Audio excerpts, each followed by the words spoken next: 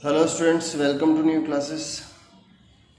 अभी next topic में हम लोग डिस्कस करेंगे स्पेक्ट्रमी रेखाओं के बारे में। हम लोगों ने डिस्कस कर लिया था लास्ट में कि रिडबर्ग सूत्र जो अपने पास में आया है वो कितना आया है, 1/λ is R Z square bracket में 1/n1² माइनस 1/n2²। यही आया था ना अपने पास में रिडबर्ग सूत्र। रिडबर्ग सूत्र क्या था अपने पास में, 1/λ is R Z square 1/n1² minus 1/n2²। Okay भाई, यहाँ पे जेड एच एटम की बात कर लूँ मैं एच एटम के लिए, तो एच एटम के लिए जेड इक्वल टू कितना आ गया था 1, तो 1/λ इक्वल टू कितना है अपने पास में are 1/n1² minus 1/n2²। Okay, clear है ये बात। तो ये जो रिडबर्ग सूत्र है इससे अपन लोग तरंग दैर्घ्य निकालते हैं। क्या निकालते हैं?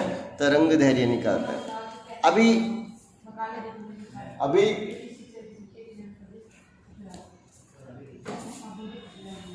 तो यहाँ से तो हम लोग कुछ बात कर रहे हैं, ये स्पेक्ट्रमी रेखाएं क्या है।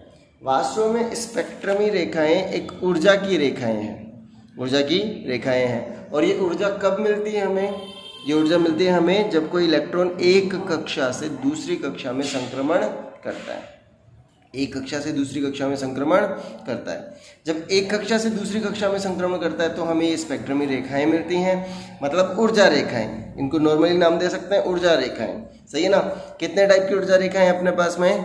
5 टाइप की, लाइमन, बामर, पाशन, ब्रैकेट और फंड। फंड भी बोलते हैं और फुंड भी बोलते हैं इसको। ओके भाई, कितने टाइप की स्पेक्ट्रमी रेखाएं अपने पास में? 5 प्रकार की, लाइमन, बामर, पाशन, ब्रैकेट और फंड। सबसे पहले देखी गई जो रेखा है उसको बोलते हैं बामर। सबसे पहले किस रेखा को देखा गया? बामर को। मतलब ये ऊर्जा है एक तरीके से, और ये ऊर्जा बामर श्रेणी की ऊर्जा, जैसे हमारे चारों तरफ जो प्रकाश है ना, इसी प्रकाश की ऊर्जा के बराबर है। मतलब हम लोग कह सकते हैं कि सबसे पहले देखी गई ऊर्जा जो है वो क्या है? बामर श्रेणी की है। और ये हमें किस में दिखती है? दृश्य प्रकाश में। किस में दिखती है? दृश्य प्रकाश में। बात समझ में आ गई? किस में होती है? दृश्य प्रकाश में। ओके, अभी कैसे बने देखिए इधर देखो।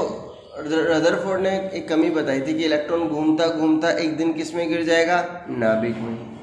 किस में गिर जाएगा? नाभिक में। रदरफोर्ड ने कहा था कि जो इलेक्ट्रॉन घूम रहा है नाभिक के चारों ओर, एक दिन घूमता घूमता किस में गिर जाएगा? नाभिक में गिर जाएगा, लेकिन नहीं गिरता है।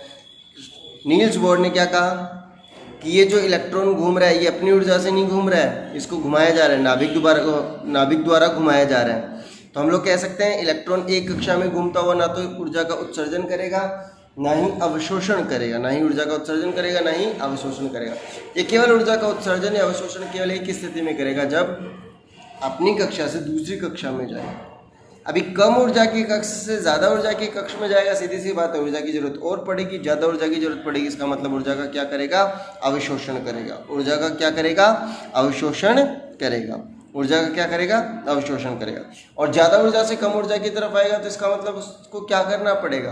भाई मेरे पास ज़्यादा ऊर्जा है, ऊर्जा कम करनी है, तो मैं ऊर्जा का उत्सर्जन करूँगा। क्या करूँगा? उत्सर्जन करूँगा।